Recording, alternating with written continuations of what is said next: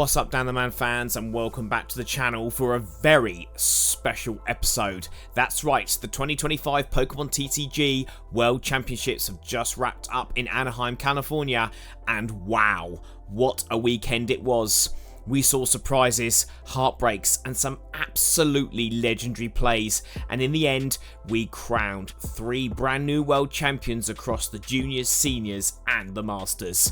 In today's video, I'm going to break down everything you need to know, the Day 2 meta picture, standard deck performances, the winners from each age division, Riley McKay's winning Masters deck, the surprise and disappointments, and finally, what this all means as we head into the 2026 season and the Mega Evolution era. So whether you're still buzzing from Anaheim or just trying to catch up with the action, stick around. This is your full Worlds 2025 recap. Let's start with the numbers, because the Day 2 metagame really set the tone for the whole event. Gholdengo EX was everywhere. Around 26% of the decks that made it to Day 2 were Make It Rain builds, and honestly, that shouldn't surprise anyone. The deck has been a meta juggernaut ever since Black Bolt and White Flare dropped, thanks to the new Genesect EX engine and the free retreat from Air Balloon. Just behind was Dragapult EX with about 22% of the field. Between the straight Dragapult lists and the Dragapult Dusknoir hybrids, this was the deck that so many players felt safest bringing to Worlds. It's fast, it spreads early, and with Hilda now legal, the consistency is through the roof. Next up was Raging Bolt, coming in at around 13%. This deck continues to impress as a high tempo toolbox build. It's got the turn 2 explosiveness, it's got flexibility with cards like Cornerstone Ogerpon EX, and Baby Bolt gives it those cheeky snipes on basics like Routes or Monkey Dory. Then we had Gardevoir sitting about 10% and Charizard with about 8%. Both of these Stage 2 decks still had strong representation, with Zard benefiting from Pidgeot EX's consistency and Gardevoir doing what it always does, Psychic Embrace into board control. And finally, Grimmsnarl EX with Frostlass. This was the big hype deck heading into Anaheim. Tons of people had it pegged as the #1 deck for Worlds, but in reality, it only made up 7.5% of Day 2. Strong enough to be relevant, but not the dominant force people expected. So right from the start, the story was clear. Gholdengo and Dragapult were the pillars, Raging Bolt was the tempo control pick, and Gardevoir and Zard were still alive and kicking. Grimmsnarl was the wild card, and beyond that, we saw fringe decks like Crustal Control, Zoroark, and Joltik Box sneaking in. It was a healthy, diverse meta, and the numbers told us Gholdengo was the deck to beat. Now let's talk about Championship Sunday, because this is where the storylines came to life. In the juniors division, Yayuyu Okaiti from Japan swept the division with Raging Bolt EX. His play was flawless, and in the finals, he closed it out with a huge Bellowing Thunder for 350 damage. That was one of the biggest moments of the weekend. A clean, powerful win, showing exactly why Raging Bolt has become such a feared tempo deck. In the seniors division, Fugan Liao from Japan made history. He became the first ever TCG World Champion from mainland China. His finals match came down to one key Boss's Orders play, gusting up an EX and sealing the game with Topaz Bolt. This wasn't just a win, it was a moment for the entire Chinese Pokemon community. And then, of course, the big one. Canada's own Riley McKay took the crown in Masters with Gardevoir EX, defeating Justin Neudorf in the finals. Riley's list was perfectly tuned, and the inclusion of Liz Caferi completely flipped the matchup against dragon-based decks like Justin's. That one card alone turned what could have been a tough game into comfortable wins. And just like that, Riley became the Masters World Champion, taking home $50,000 and cementing Gardevoir's place back at the top of the game. Now let's break down some of the standard decks from Anaheim. Riley McKay's Gardevoir EX. We'll start with the championship deck. It was a streamlined Gardevoir build, no flashy gimmicks, just pure consistency.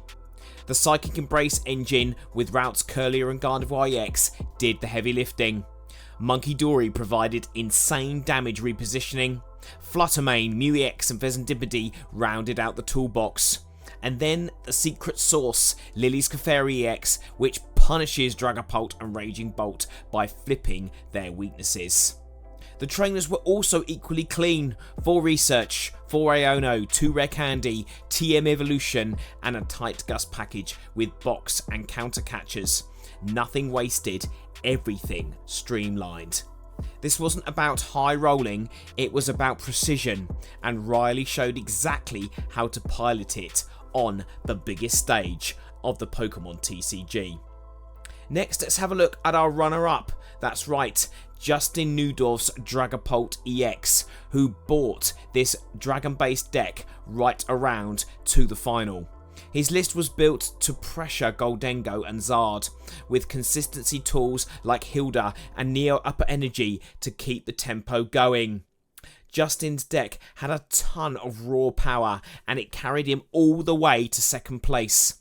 But in the finals, that one weakness, psychic matchups flipped up by Clefairy, proved fatal. Still, second place at Worlds is no joke, and Justin's run proved that Dragapult remains one of the most reliable decks in the game. Yuya Okato's Raging Bolt. That's right, Yuo's list was all about speed and aggression. He ran a classic combo of Tilmask Ogerpon for acceleration, Professor Sada's Vitality for extra gas, and Baby Bolt to snipe evolving basics. The deck could hit for huge numbers as early as turn 2, and Yua's piloting showed just how scary Raging Bolt can be in the right hands. Fuan's build leaned into flexibility and flexible attackers, and a solid Gust package to maintain board control. The final showcased his ability to pivot matchups on the fly, using boss's orders at the exact right moment to close out games. It was consistency, it was clinical, and it made history. Let's have a look at some other standout decks as well.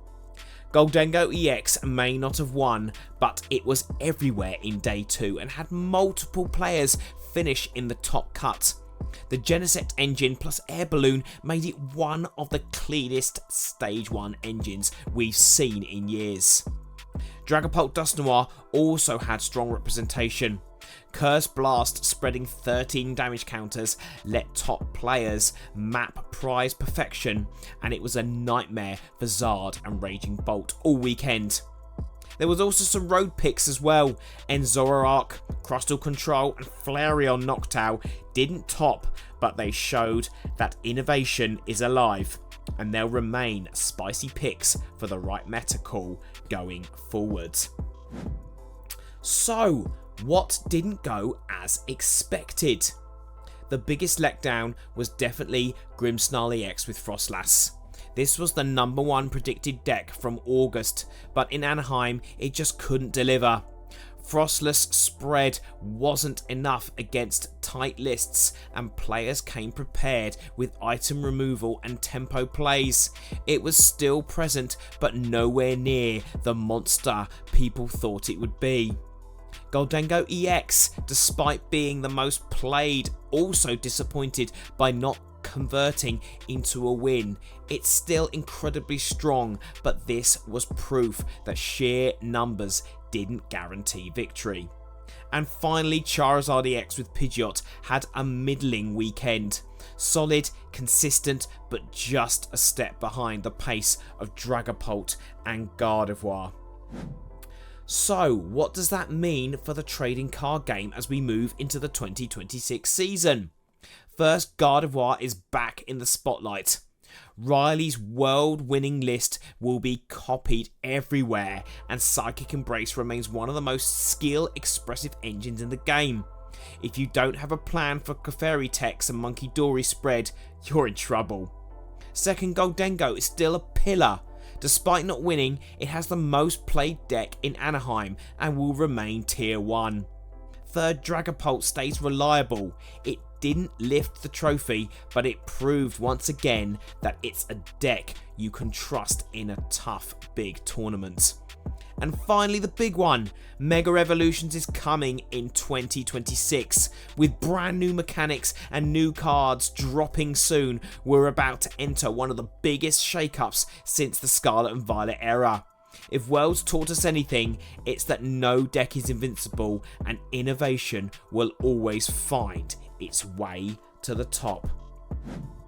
And that's your full recap of the 2025 Pokémon TCG World Championships. Congratulations once again to our champions, Yua Okata in the juniors, Fuang Lao in the seniors, and Riley McKay in the masters with his brilliant Gardevoir EX list. I want to hear from you guys. What was your favourite decks or moments from Worlds? Did anything surprise you? And how do you think Mega Evolutions will shake up the 2026 season? Drop your thoughts in the comments below. And if this video helped you catch up on the biggest tournament of the year, hit that like button. It really helps out the channel. And if you're new here, subscribe for more monthly metagame breakdowns, including my September top 10, where we'll cover the brand new meta heading into the Mega Evolutions era. As always, may your opening hand be busted and may your Neo upper energy never be prized. Thanks for watching, Dan the Man fans, and I'll see you in the next one real soon.